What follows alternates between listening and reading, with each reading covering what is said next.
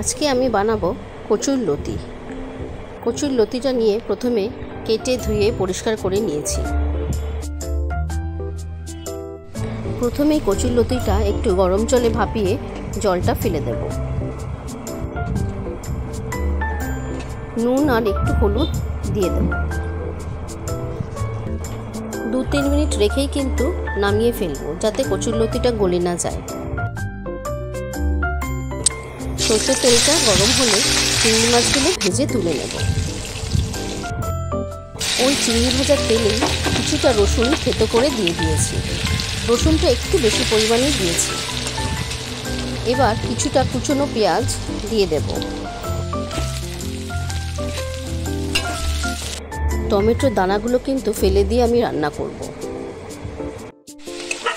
পেঁয়াজটা একটু ভাজা ভাজা হলে টমেটো কুচিগুলো দিয়ে দেব। পরিমাণ মতো নুন, হলুদ আর লঙ্কার গুঁড়ো দিয়ে দেব। এখানে কিন্তু আর কোনো মশলা ব্যবহার করব না।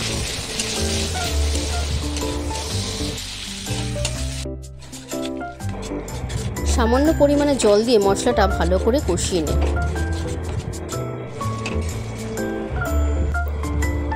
মশলাটা থেকে তেল বেরিয়ে আসলে কচুর লতিগুলো দিয়ে দেব। এবার কচুর লতিটা দিয়ে মশলাটাকে ভালো করে কষিয়ে নেব। তার সাথে আরও কটা কাঁচা লঙ্কা দিয়ে দেব। ঝালটা যার যার স্বাদ অনুযায়ী দিতে হবে। এবার কিছুটা চিংড়ি দিয়ে তার সাথে 1 চামচ সস দিয়ে কচুর লতিটা আরও 2 মিনিট কষিয়ে নেব। এবার ভাজা চিংড়িগুলো দিয়ে দেব। চিংড়িগুলো দিয়ে আরও 2 মিনিট কষিয়ে নেব। নামানোর আগে 1 চামচ ভিনিগার দিয়ে দেব। এইভাবে কচুর লতিটা করলে খেতেও খুব টেস্টি হয় আর খুব তাড়াতাড়িও রান্নাটা হয়ে যায়। তো রেডি হয়ে গেল আমাদের চিংড়ি দিয়ে কচুর লতি।